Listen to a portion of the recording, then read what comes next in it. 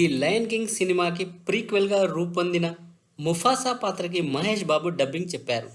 ఈ విషయాన్ని స్వయంగా ఆయనే ప్రకటించారు. ముఫాసా పాత్ర సినిమాలో అత్యంత పవర్ఫుల్గా ఉంటుంది. అందుకే మహేష్ బాబు ఆ పాత్రకి డబ్బింగ్ చెప్పేందుకు గ్రీన్ సిగ్నల్ ఇచ్చారు. ముఫాసా ఖచ్చితంగా గతంలో వచ్చిన లయన్ కింగ్ కంటే భారీ వసూలు నమోదు చేసే అవకాశాలు ఉన్నాయి. ఈ సినిమాలోని ముఖ్య పాత్రలకి బ్రహ్మానందం, సత్యదేవ్, అలీ డబ్బింగ్ చెప్పారు. ఒక తెలుగు సినిమా స్థాయిలో ప్రమోషన్ చేయడం ద్వారా మంచి ఓపెనింగ్స్ దక్కించుకునే అవకాశాలు ఉన్నాయి. తెలుగులో సినిమాకి మంచి బజ్ క్రియేట్ అయ్యేలా మహేష్ బాబు డబ్బింగ్ ఉపయోగపడుతుంది అనే చర్చ జరుగుతోంది. రాజమౌళి సినిమా రావడానికి ఇంకా చాలా సమయం ఉంది కనుక ఈలోపు మహేష్ బాబు డబ్బింగ్ చెప్పిన ముఫాసా ది లయన్ కింగ్ సినిమాను చూసి ఫ్యాన్స్ ఎంజాయ్ చేయాల్సిందే.